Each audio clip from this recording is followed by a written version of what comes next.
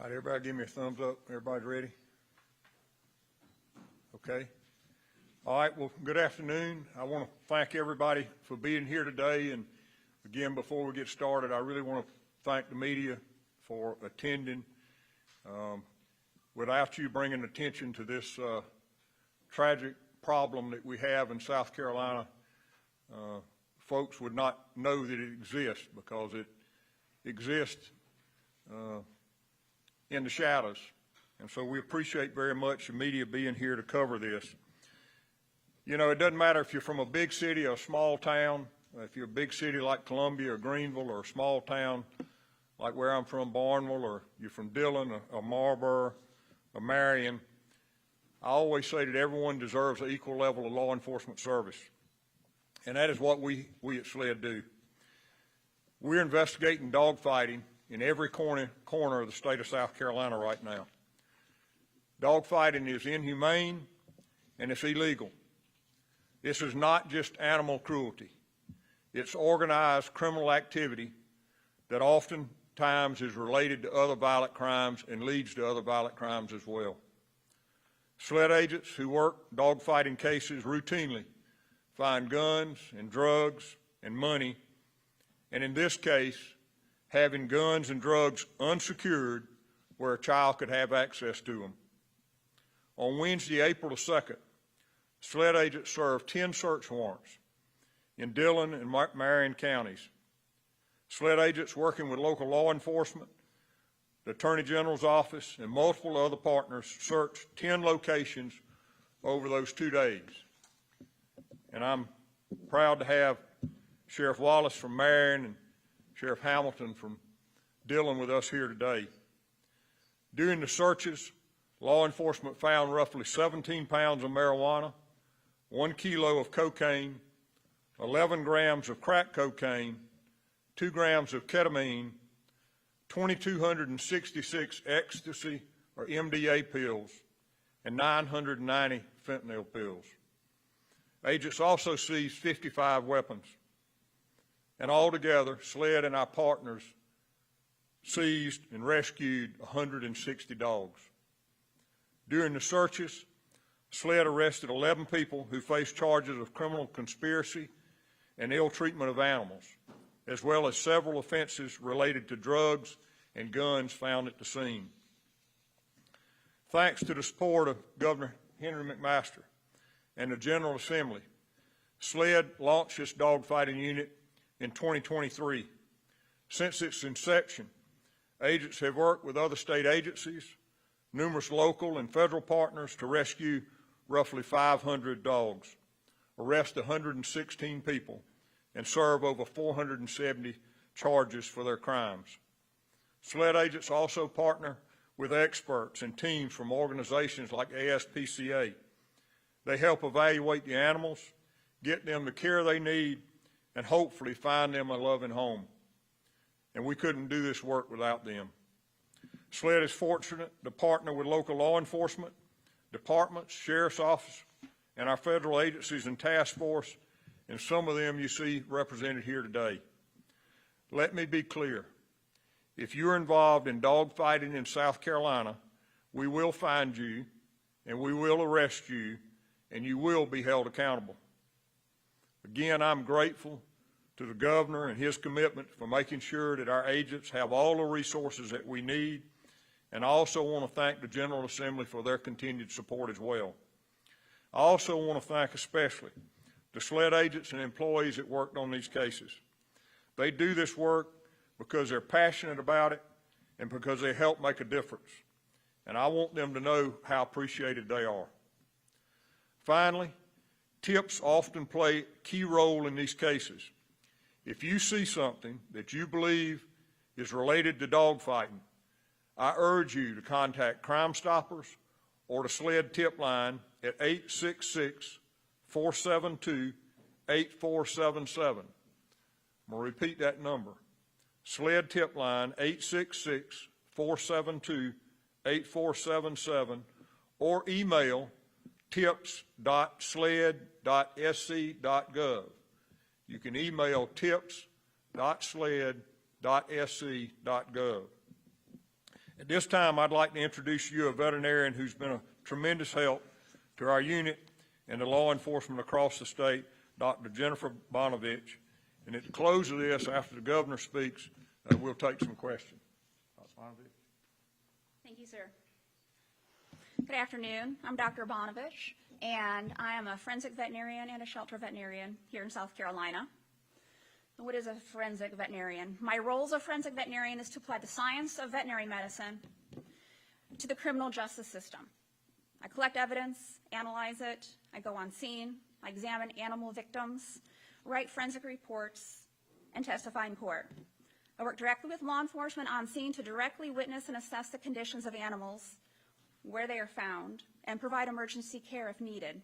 I examine and document the conditions of the animal in its living condition and any associated evidence.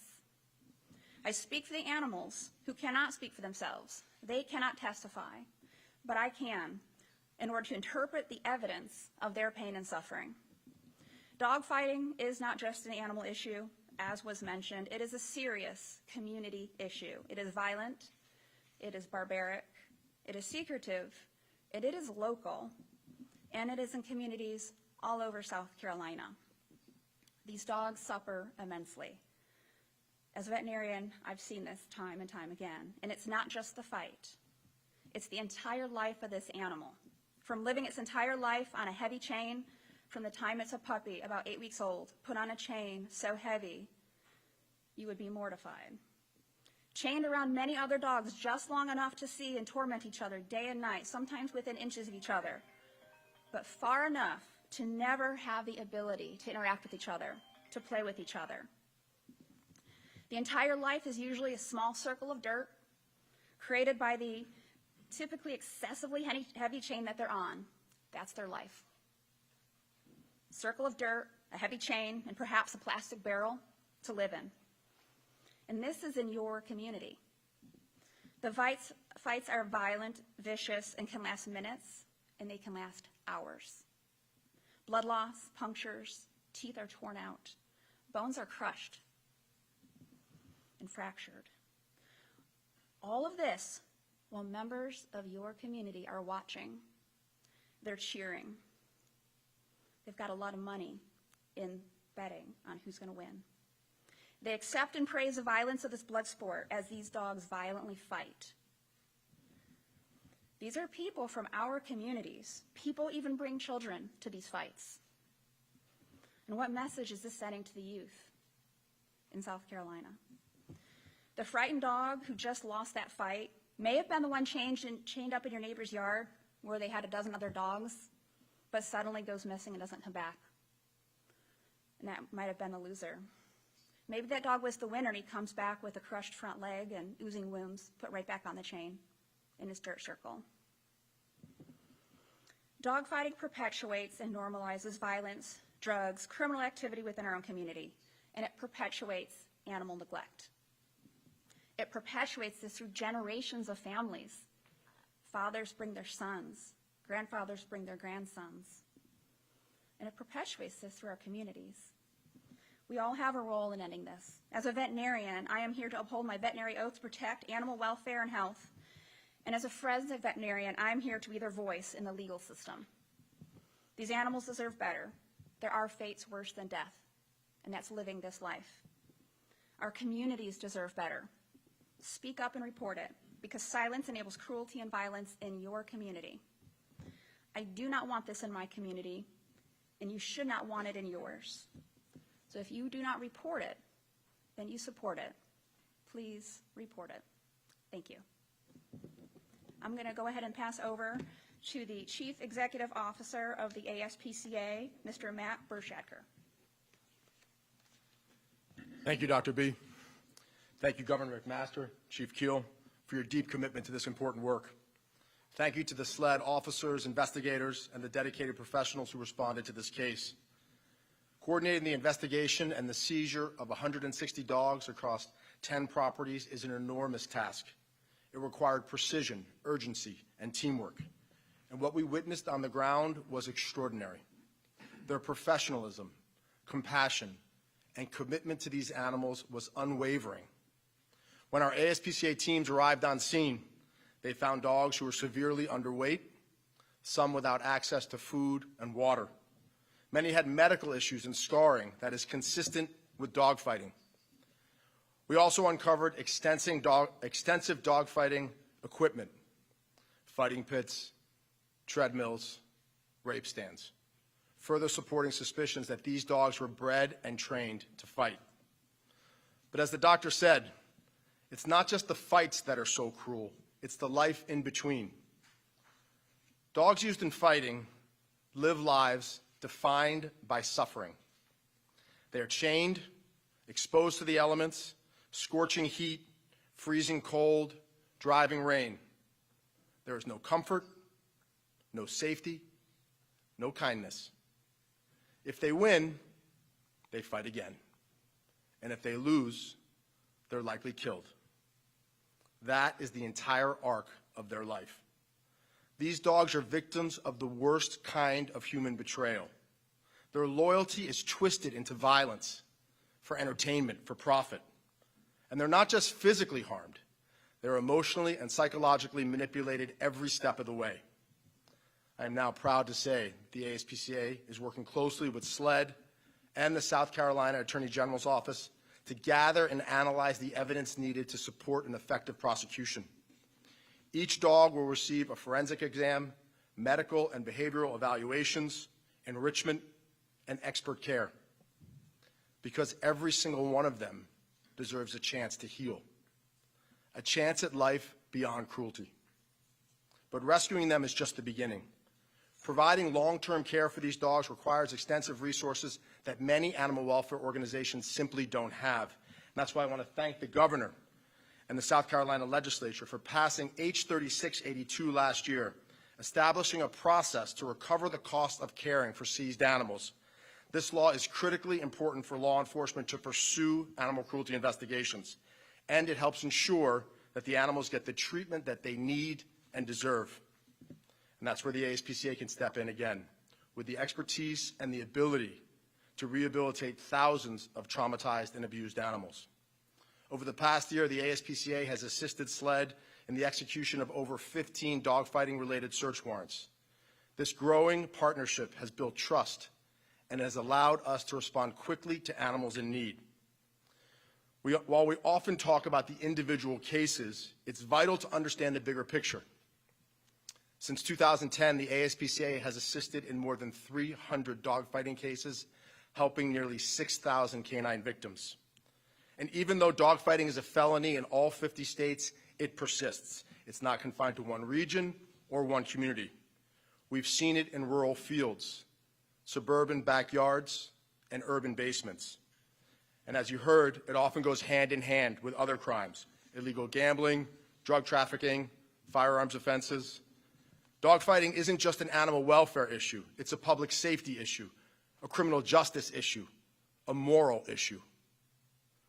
But we are not powerless. With strong and effective partnerships like this one, we could move closer to a future where dogfighting is not only widely prosecuted, but eradicated entirely.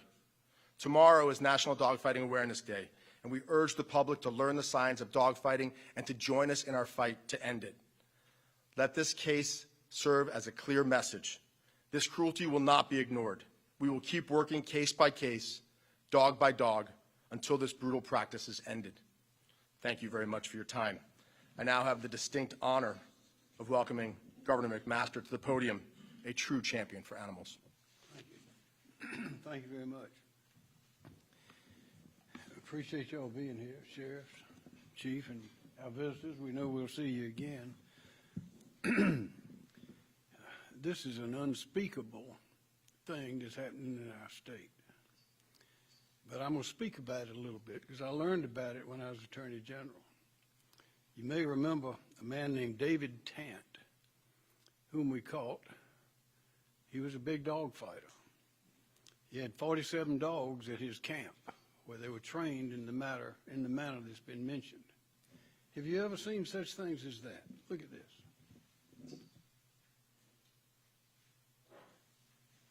This would be put around a dog's neck. It can expand as he or she gets bigger.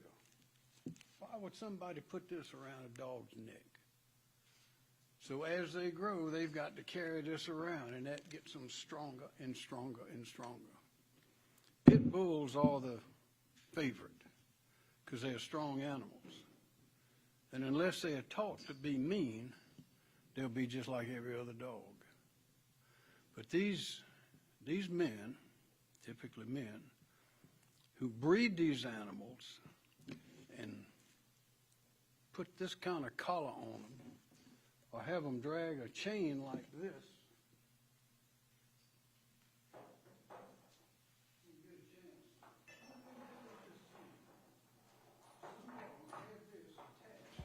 around his neck that he carried around his whole life until he was put in the pit to put another dog who'd been brought up the same way. And as has been mentioned, usually only one will leave that pit. What's a pit? It's not a hole in the ground. It's got to be movable, because these people who do this move from place to place. They don't put up a sign saying, "Big dog fight tonight." That's not the way it works. Somebody will put the word out, word gets around informally, and you might go to the XYZ convenience store, and you go to that one and they say, you go to this other place, and they will tell you another. And finally, you go to several places until somebody tells you where the fight's going to be that night, typically. It's not advertised. So what do you see when you go there? You see these dogs that have been raised, as has been described, and treated like that, and made into mean animals, strong and ready to fight. And when they get into that pit, usually one only gets out. Sometimes they both get out. But they are trained in that to fight in that pit. Now the pit is typically a rug that's put on the ground, a carpet, and you have 4x8 plywood that's cut in half, so it's 4x8. And that is, maybe cut it down to make it a little lower, but that's the ring in which these dogs are placed. And they hold them at each side, and then they turn them loose, and boy, they go at it. And this is not like a dog fight. You saw a dog walking down the street with his owner, and another dog came out and yipped, and they started growling. It's not that, it ain't that. It is nothing like that. It is vicious. These pit bulls are trained to bite, to rip, cut, and they will grab hold. If the top dog gets the other one down, it'll make you cry. I've seen the videos. It'll make you cry. It'll make you mad. We had a case in 2004 when I was Attorney General, a man named David Tant, as I mentioned. 47 dogs we took from his place. They took them to Charleston and kept them in a shelter there. It's very expensive. I think it's about $100,000, because you can't just put them up for adoption, because they've got to get over what they've been through before they're ready to be adopted. But once they get over what they've been through, if they do, they make wonderful pets just like other animals. But that takes some time. But you'll have men, typically men, sometimes children, sometimes women, they will come from all around to see this dog fight. These dogs, and they might have 2, 3, 4, 5, might have 15 fights. And there's blood all over the plywood. There's blood and parts of animals all over that carpet. And sometimes, in the practice that they have at these camps, they'll need to let the pit bull that they're making vicious have some practice. So if you know someone whose dog all of a sudden was in the backyard one day and disappeared, nobody knows where he is, that dog may be a bait dog, B-A-I-T, bait dog.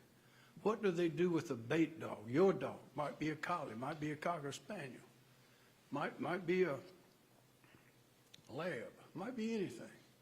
They'll take that dog and duct tape his mouth shut so he cannot fight, and put him in the pit with this animal, and let the trained pit bull that's made to fight kill that dog.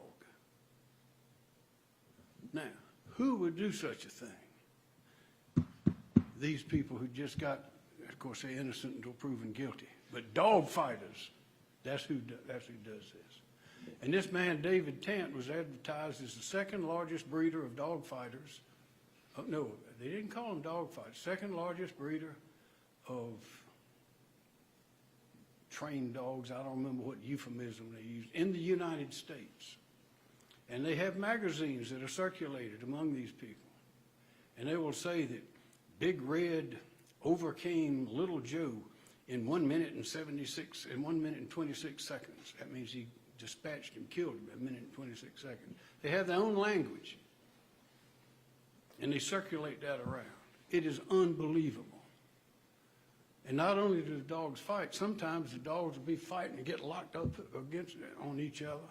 And the side bets will start going on, not on who will win or lose, but if they can make the top dog quit fighting. So in one instance, they started clipping off about a half inch of his tail at a time to see if he'd quit. Well, he didn't quit. They got it up to just a nub. He wouldn't quit. So they started cutting his feet and his legs until he would quit. Well, he never did quit because he died before he quit. He bled out right there. It's hard to believe, but it is happening.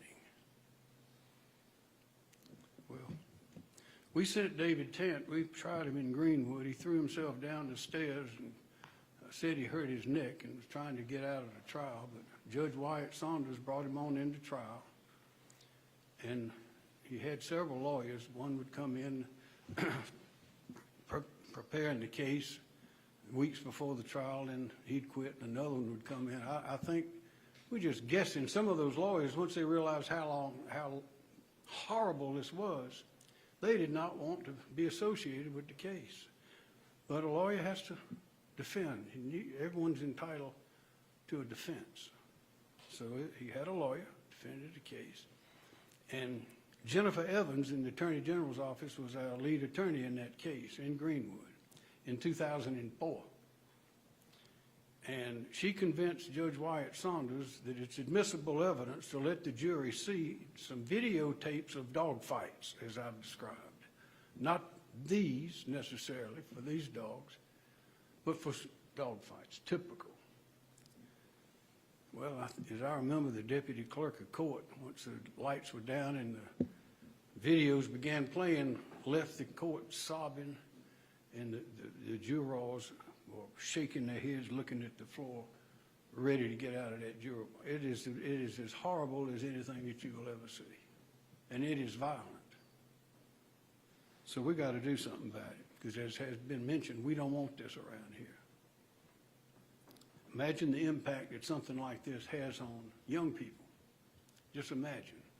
Aside from the cruelty, the barbarism, imagine the impact that this has on these people, particularly young people. So I want to thank everybody for being here. This is one thing that we don't need in South Carolina. It's one thing that some people don't take seriously when they hear about it, dogfighting, because they don't know what I just told you. But everybody here knows what I'm telling you is true.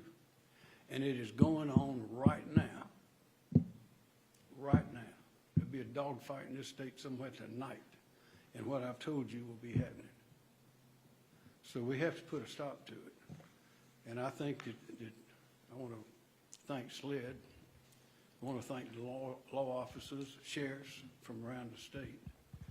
But I want to encourage the people, when you see something, say something. When you see a dog in the backyard tied up, you won't see this. It won't be like this, but that may give you an idea. Call somebody, tell somebody about it. And if you ever get any firsthand information, call someone immediately. Call law officers immediately. Because we don't want this in our state. Thank you. Will we have to take any questions you might have at this time? Chief, just for clarification, was this all one ring? This was, let's say it was two separate cases, but again, multi-county, again, Marion and Dillon County in this particular case. however, connected. Any other question? Sir? This map says dogfighting activity and it gives numbers beneath the name of the county. Like Anderson County, 37. And does that mean 37 dogs seized, 37 arrests? That's Or is correct. that number That's dogs seized, dogs seized? dogs rescued. How big is your dogfighting unit? There's a agent, we have an agent assigned in each region of the state and a supervisor, and they do an incredible work. And of course, they have to call on, and we have other units within the agency, whether it's a narcotics unit or our SWAT team or whoever that assists them in helping serve search warrants, and ends up like in this case where we've got large amounts of drugs, our narcotics agents assist them as well. Chief, are there any penalties for those that may come and watch these scared dog fights, aside from the ones who set them up? Yes, there is. Can you talk a little bit about I'm not sure what that actual penalty is, but it is a violation.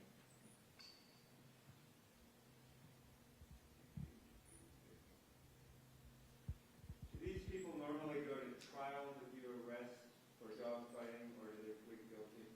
We have some of both. I mean, again, it's, it just depends, but you have some of both.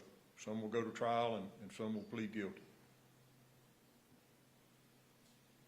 Have any of these organizations here locally been tied to any other organizations outside of South Carolina?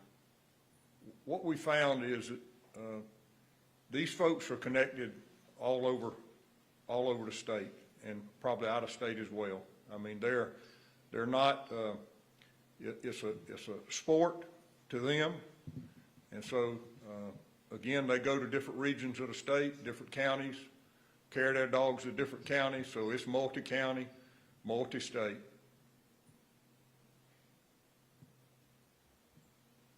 Any other question? How long were these cases under investigation before the warrants were executed? What is that? How long were these cases under investigation before the warrants were executed? I can't tell you the exact amount of time, but it was some amount of time. Again, this is just, these cases that we're investigating, it is just very hard-nosed, committed investigators that are investigating these cases, and they're using every tool that they can to investigate these cases and bring these people to justice. What's the maximum penalty you can get for dogfighting? I'm not sure what that is, right off the top of my head. 5 years. We've got a bill that has been pre-filed in the House that would hopefully we would try to increase those penalties as well. Let me add a PS to that. Judge Saunders in Greenwood in 2004 sentenced David Tant to 30 years, and he was paroled after 6, which I opposed in 2010. Any other question? Any other question? All right, well, again, I want to thank members of the media for being here today to cover this. Thank you for your attendance, and thank you for being here. And I know if the sheriff, I don't want to speak for the sheriff, but if either one of them, if you'd like to talk to them, I'm sure they'd be happy to talk to you as well afterwards. Thank you.